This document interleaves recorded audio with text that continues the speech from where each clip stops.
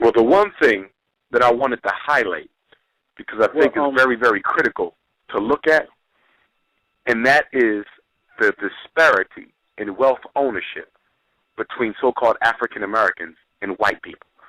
The disparity in wealth ownership.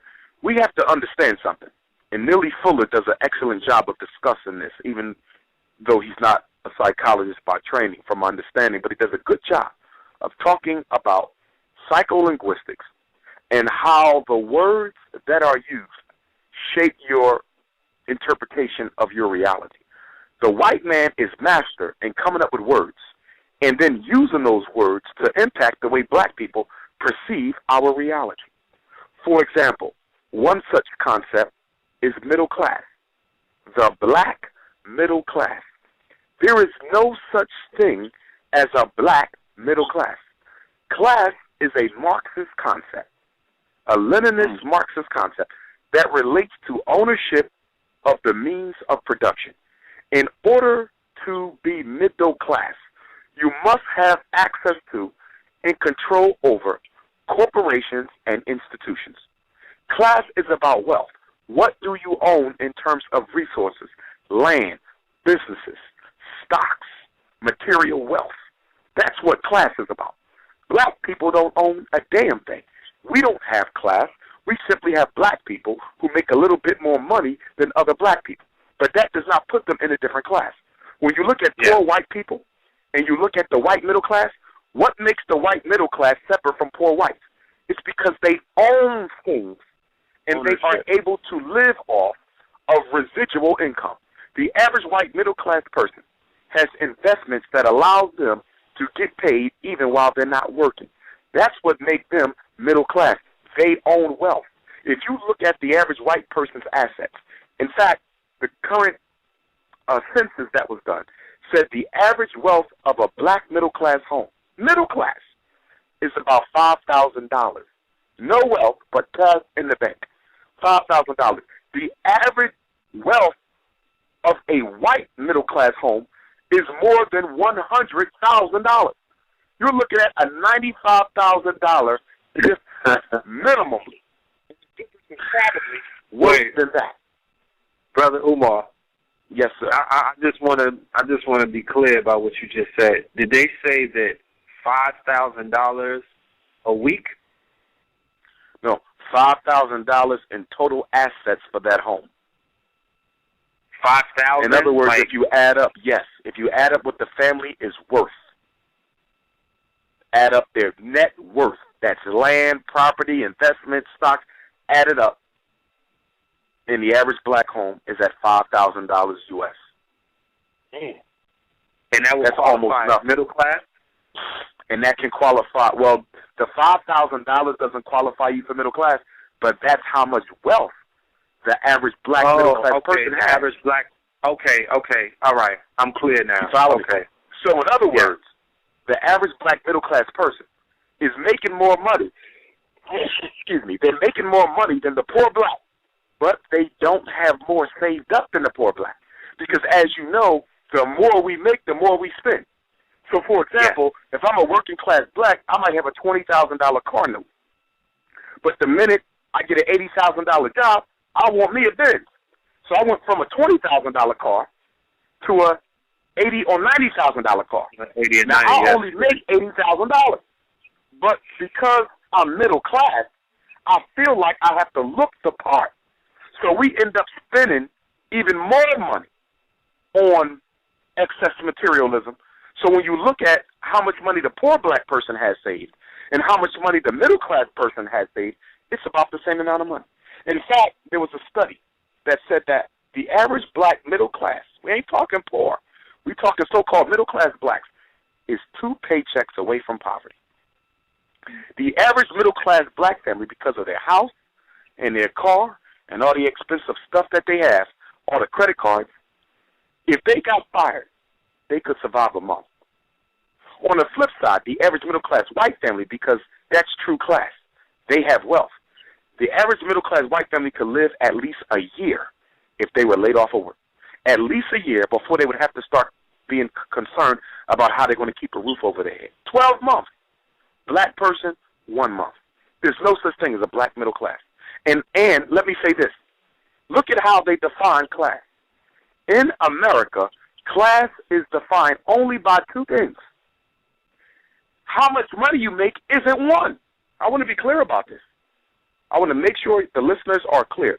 How much money you make has nothing to do with your class category. I want to be clear about that. The only two things they look at is how much education you have and your occupation. Where do you work? Let me repeat this. How much education you have and where do you work? So let me give you an example. You have a doctorate degree in education. A doctorate degree in education. But in your school district where you work at, all the white people control all the upper echelon jobs, the middle management jobs, the principal jobs, the administrative jobs. They're all controlled by white folks and a couple token Negroes.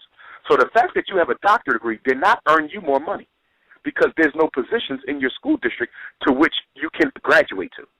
So you have a doctorate. You're still a school teacher. You're raising 3 or 4 children, possibly by yourself, which is a situation many of our sisters are in who are educators. So you're raising 2 or 3 children by yourself. You're a school teacher. You have a doctorate degree. Because you have a doctorate and because you're a school teacher, you're going to be considered probably upper class with your doctorate. Your doctorate degree makes you upper class, or at least upper middle class, on paper. But in reality, the situation is what? Because you're only making about $40,000 in your job, and that's gross, not net. Your take-home pay is less than $20,000 a year, and you're raising 3 or 4 kids, despite having a doctorate, despite being a teacher, your take-home pay is equivalent or less than a black person who's considered to be poor. An impoverished black person has the same take-home pay as many so-called upper-middle-class black people. It is the illusion of progress. The same amount of money they have to spend is no different than a poor black person. They're identical in terms of actual net pay that comes home. But because they have a doctorate and because they're a school teacher or a physician or an engineer or a counselor or a school nurse, okay, they're automatically considered middle class when the truth of the matter is they're just as broke as the people in the ghetto. Now, we saw the spending report for black people, and I think this was the 2011 spending report. 2012 might not be out yet. For 2011, they said black people spend more time on the internet, more money on the cell phone, more money on cell phone minutes, more money on internet minutes. So we are clearly dominating in the what do we call that, World Wide Web market. Now, the interesting thing that the report pointed out is black people are different in one major way than every other consumer in America. 2 ways, I'm sorry, two. 2 ways. The first way is we are conspicuous in our consumption. We buy stuff not because we need it, but because it is available. This was one of the biggest findings of the study. Black people will buy it just because it's new. In other words, you have an iPhone 4. Nothing's wrong with your iPhone 4. But a commercial just came out and said there's an iPhone 5. So you're going to go out and spend $400 on an iPhone 5. That's only slightly different than the iPhone 4. And why are you buying it? Because you need it? No.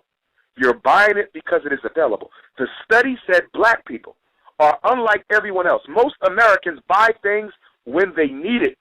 They said black people buy it just because it's available. This is what white folks are saying. Put it out there and the niggas are going to buy it. And then they said that black people, more than any other people, what they own seems to reflect. What they own seems to reflect their own estimation of their self-worth. Look at that. What they buy. For most people, what they buy does not reflect their self-worth. But for black people, what they buy reflects their self-worth. That's taking us back to post-traumatic slavery disorder. That's taking us back to low racial self-esteem. It's saying the reason why we got 1 million pocketbooks, 1 million cars, 1 million pairs of sneakers, shoes, clothes, jeans, whatever we into, the reason why we have it is because on a subconscious level, we feel worthless. And so we buy all the material garbage as a vicarious way of adding value to ourselves. In other words, look at what I'm driving. Look at what I'm wearing. We use that to add worth to us. You see it in the schools with our children. Our children do never debate over what they know. They never debate over who they are. They only debate over what they own. Public school is nothing but a what? Fashion show where black children go and compete with other black children for how much they are worth based on what they are wearing and based on what they own. This is what we have created. A whole generation of babies who don't know how to do anything but buy what white people make and then use it to look better than the next black person.